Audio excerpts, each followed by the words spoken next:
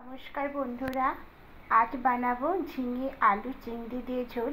তা কী করে বানালাম তার ভিডিওটা শেষ পর্যন্ত দেখতে থাকুন। আলু চিংড়ি দিয়ে ঝোল বানানোর জন্য প্রথমে একটা কড়াই বসিয়েছি। এবার কড়াইয়ে সামান্য অল্প সর্ষে তেল দেব। তেলটা গরম হয়ে এসছে। এবার চিংড়ি মাছগুলোকে একটু হালকা করে ভেজে নেব।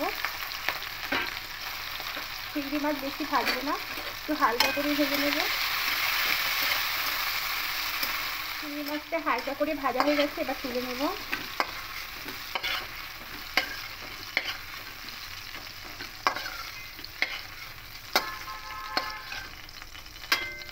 এবার এই তেলের মধ্যে হালকা করে আলুগুলো একটু ভেজে নেব। সামান্য একটু হলুদ দেব আর সামান্য একটু লবণ দেব। এই আলুগুলোকেও একটু হালকা লাল লাল করে ভেজে নেব। আলুগুলো হালকা করে ভাজা হয়ে গেছে, এটা তুলে নেব।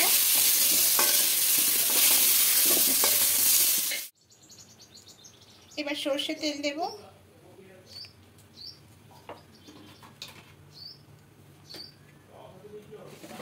সামান্য একটু কালো জিরে ফোড়ন দেব।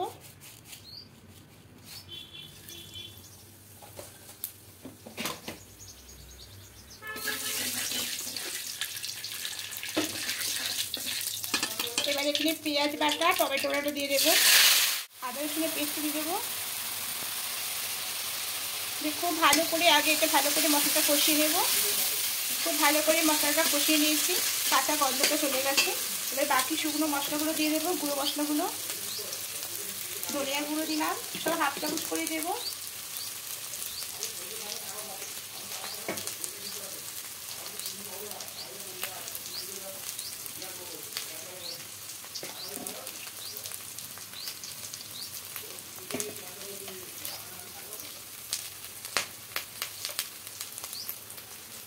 আর সামান্য একটু কাশ্মীরি লঙ্কার গুঁড়ো দেবো, এটা আপনারা দিতেও পারেন নাও পারেন। এবার সব মশলাগুলো কষিয়ে নেব।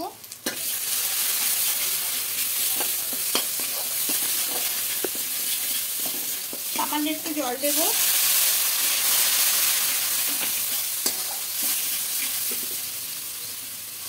এবার এই মশলার মধ্যে কেটে রাখা ঝিঙেগুলো দিয়ে দেবো। এবার একটু ভালো করে কষিয়ে নেব। ঝিঙেটা দিয়ে খুব ভালো করে কষিয়ে নিচ্ছি। এবার ভেজে রাখা চিংড়ি মাছটা, আলুটা দিয়ে দেবো। দিয়ে সমস্ত কিছু একসঙ্গে মিশিয়ে নেব। এবার এখানে পরিমাণ মতো জল দিয়ে দেবো।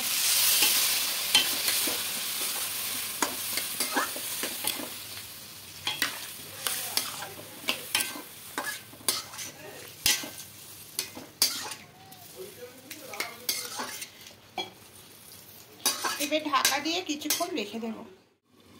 এবার ঢাকাটা খুলে নেব।